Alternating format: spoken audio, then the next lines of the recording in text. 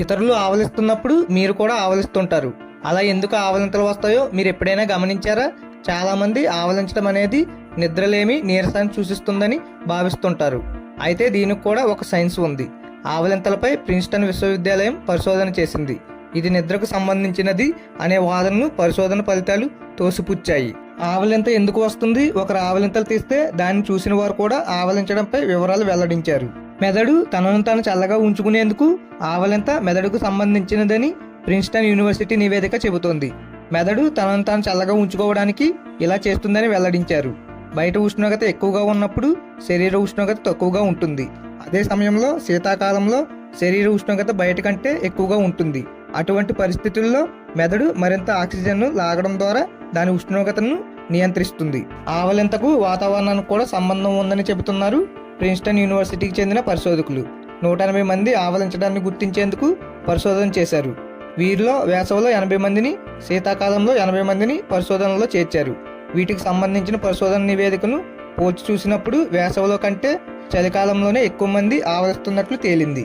2004లో జరిగిన ఒక పరిశోధన ప్రకారం 50% మంది తమ ఎదుటి వ్యక్తి ఇలా చేయడం చూసి ఆవలించడం ప్రారంభిస్తారని తేలింది.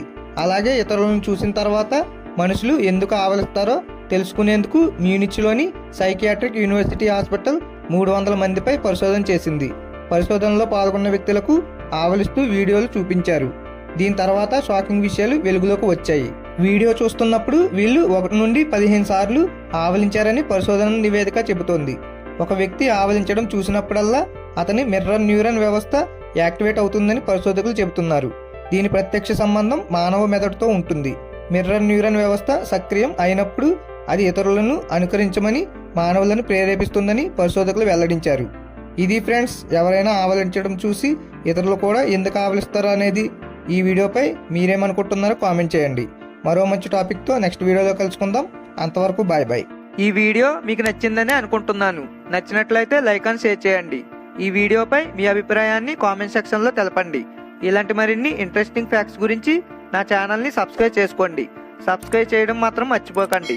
సబ్స్క్రైబ్ చేసుకున్న తర్వాత నేను పెట్టిన వీడియో మీకు వెంటనే నోటిఫికేషన్ రూపంలో రావాలంటే సబ్స్క్రైబ్ పక్కన ఉన్న బెల్ ఐకాన్ మీద క్లిక్ చేసి ఆల్ అనే ఆప్షన్ మీద క్లిక్ చేయండి. Please do subscribe.